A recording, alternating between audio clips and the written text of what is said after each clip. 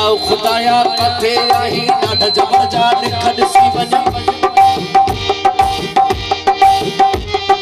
आओ खुदाया कथे आही ॾाढा जबरजा ॾिख ॾिसी वञो तो बरथा सच्चा माण्हू जे मखल ॾिख ॾिसी आओ खुदाया कथे आही आओ खुदाया कथे ओला अलती तुंहिंजो साईं कालू भला रब जो आही नतीजे जो आई सच्चा उजल खे ॾिसी आओ खुदाया कथे आही ॾाढा जबरजा ॾिख ॾिसी लतीफ़ ॾिठो हो साॻियो वारियूं ज़ालिम जाबिर भाॻियो जीअं ई उॾला जीअं मुंहिंजो हिते कारा केस ॾिसी वञ आओ खुदाया कथे ॾाढा जबरजा ॾिख ॾिसी वो पंजाब खजारे ला चिट्ठी मखया फस भाॼी थी जो कराची हार जण थी बार हरामी छक ॾिसी आओ खुदाया कथे आहे ॾाढा जबरजा ॾिख ॾिसी आओ खुदाया कालूनी सब सदे बाजी तवाए पूरी शदे बाजी मस्जिद लेकिन लोडे बाजी सेतन बाजी लगन सी आओ खुदाया कथे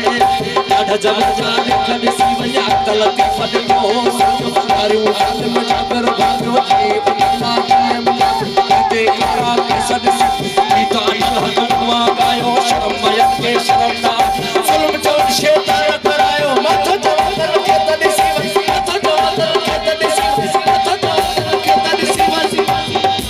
आओ घड़ी खन हेठ लहिया पंहिंजो तुझल ॾेह ॾिसी आओ घड़ी खन हेठ लहिया पंहिंजो तुझल ॾेह ॾिसी मूंखां हिकिड़ी ॻाल्हि पुछी वञ मुंहिंजी हिकिड़ी ॻाल्हि ॿुधी हिकिड़ा माण्हू नंढड़ा माण्हू हिकिड़ा माण्हू वॾड़ा माण्हू अहिड़ा माण्हू तुंहिंजा माण्हू पंहिंजनि ते निशान हणी आओ घड़ी खन हेठ लहिया आओ घड़ी खन हेठ आसिया खे यादि ॾिनी तो साई लुचती सातड़ पे थी पोछो दारियो खबर मुखा मुंहिंजी ज़ात खसे मुखा मुंहिंजी ज़ात खसे आऊं वॾो हारी आहियां वॾो हारी आहियां वॾो हारी सच खे हरदम सच चवां थो कूड़न ते कलम पढ़ा थो हक़दार अल्लाह हक़ घुरा थो सदाकार कराची अहिड़े बाग जी पूरी आहियां अहिड़े राजी नारी आहियां आऊं वॾो हारी सवारो मुला आका मुला पी सरदारो का मुखा मीर वडेरा पीरन जा पिटा पारा पीरन जा पिटा पारा वरी सवारो मुला आका मुला पी सरदारो का मुखा मीर वडेरा पीरन जा पिटा पारा